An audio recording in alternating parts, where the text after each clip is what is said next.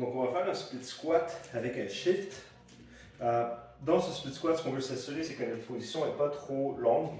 On va s'assurer de pouvoir se maintenir, donc, cage thoracique par-dessus le bassin et même de pouvoir ramener le bassin un petit peu sous soi, donc de ne pas être trop arqué dans la position de départ. À partir d'ici, quand on descend la jambe arrière, le genou va descendre vers le sol, le genou avant, on garde le pied bien au sol, donc on ne veut pas que le talon décolle, mais le genou va avancer, donc pour qu'on puisse descendre de manière verticale et remonter en poussant de manière verticale.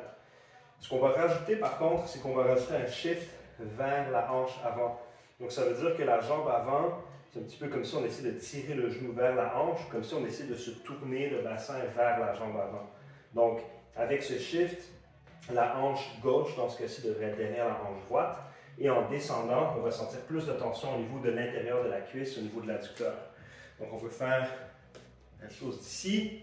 Donc, on bascule le bassin, on maintient le poids sur le pied en entier, on tourne le bassin et la cage thoracique vers le pied avant et on maintient ce shift pendant qu'on descend. Donc, si on charge, la main gauche serait derrière la main droite. Et on sent beaucoup de tension au niveau de l'adducteur, puis on remonte.